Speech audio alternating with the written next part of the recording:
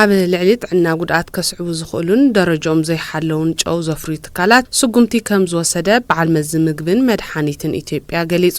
ምክትል ዋና ዳይሬክተር እቲ በዓል መዚ ነጋሽ ስሜ ከም ዝበልዎ ድማ እቲ በዓል መዚ ድሕንነቱን ጽሬቱን ዝተረጋገጸ ፍርያት ናብ ሕብረተሰብን ክባጻሕ ብትኹረት እናሰርሐ ከም ዝርከብ ሓቢሮም። ስለዝኾነ ድማ ኣብ ልዕሊ ሙሉእ ብሙሉእን ብኽፋልን ዝተቐነባበሩ ፍርያታት ዝግበር ቁጽጽር ተጠናኺሩ ከም ዝቐጸለ ረዲኦም። እቲ በዓል መዚ ምስ ግልጋሎት ብሄራዊ ሓበሬታን ድሕንነትን ብምትሕባር ብዝገበሮ ዝተዋደደ ቁጽጽር ኣብ ከተማ ሸገር ክፍለ ከተማ ፍሪ ኣብ ዝርከብ ዓፋር ኣፍዴራ ወለላን ሩዋቅን ዝተባሃሉ ሰለስተ ትካላት ኣፍረይቲ ጨው ስጉምቲ ከም ዝወሰደ ገሊጾም።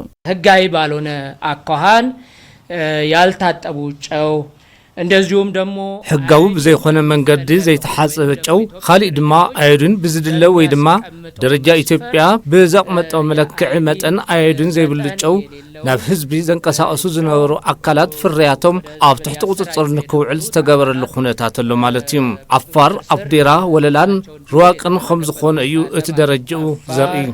አፍዴር ወለላና በርዋቅ የሚል ነው ሌብሊንጉ የሚያሳየው ማለት ነው። በዚህ ድማ ልዕሊ 13,000 ደረጃው ዘይሓለወ ፍርያት ጨው ኣብ ትሕቲ ቁጽጽር ከም ዝወዓለ ሓቢሮም። እቶም ፍርያታት ንጥዕና ወዲሰብ ጎዳእቲ ዝኾኑ ነገራት ክሕዙ ከም ዝኽእሉ እውን ተዛሪቦም። እቲ በዓል መዚ ምስ አካላት ጸጥታ ብምውዳድ ተዛመድቲ ስራሕቲ ክትትል ኣብ ካልኦት ዓውድታት ፍርያት እውን አጠናኺሩ ከም ዝቕጽለሉ አረጋጊጾም። ብሔራዊ ደህንነትና መረጃ አገልግሎት ጋር በመናበብ ከነሱ ጋር በመሆን ምስ ግልጋሎት ብሄራዊ መረዳእታ ድሕንነትን ብምንባብን ምስ ኣቶም ብምዃን ምስ በዓል መዚ ምግብን መድሓኒትን ኢትዮጵያ ብምውዳድ ሓቢርና ዝሰራሕናዮ ስራሕ እቲ ፍርያት ኣብ ትሕቲ ቁጽጽር ዝወዓለሉ ኩነታት እዩ ዘሎ።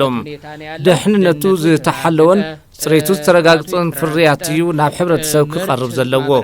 ስለዝኾነ እዚ ተግባር ተጠናኺሩ ከም ዝቕጽል ከረጋግጽ እፈቱ ለመጠቆም ነው። እቲ ሕብረተሰብ እውን ጽሬቶም ዝተረጋገጹ ፍርያታት ጥራሕ ብምጥቃም ንጥዕንኡ ጥንቃቐ ንኽገብር ኣገንዚቦም።